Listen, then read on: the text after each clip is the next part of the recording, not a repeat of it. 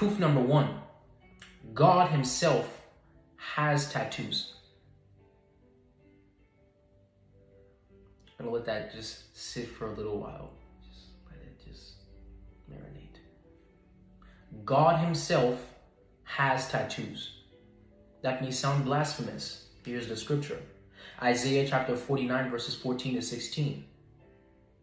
But Zion said, the Lord has abandoned me, and the Lord has forgotten me. Verse 15. Can a woman forget?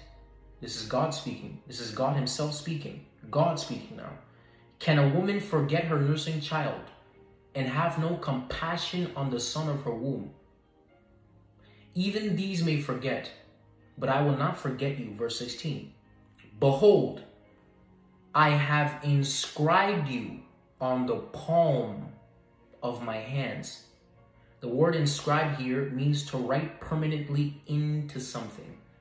And so he's permanently written Zion into the palm of his hands, otherwise known as a tattoo. Now, what people will say here is that he's speaking figuratively. There's an issue with that. There's a truth that is fundamental to biblical interpretation. God can't lie. Let's define lying. What does it mean to lie? To lie means to say something that does not correspond with reality. So for example, I'm 5'10". If I were to tell you that I'm 6'7", that'd be a lie. Why? Because the truth is I'm 5'10", but I said I'm 6'7". So my statement does not correspond with what's actually true. Now, God made a claim here. He wasn't telling a parable. He wasn't telling a story. He said, direct quote from God, behold, I have inscribed you on the palm of my hands. He makes a claim that he did something. It's either that claim is true or false. If God can't lie, when he said he inscribed Zion on the palm of his hands, it is true. That's exactly what he did. If you're saying he's speaking figuratively, that means he didn't actually do that, which means he lied. He was not telling a story.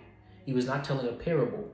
He was not even trying to teach anything. He was literally just telling you what he has done as a proof of his adoration for his beloved wife, Zion, that he inscribed Zion in the palm of his hands. Now, the issue and the reason why you don't want to believe that, or people don't want to believe that, is because, of course, it is foolish to say that something is a sin if God himself does it. It creates a quagmire. It creates a conundrum.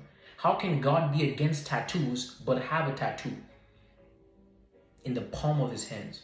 That would be the equivalent of me writing my children's names in my palm. Say James and John. That's exactly what God has done with Zion. He's inscribed Zion in the palm of his hands.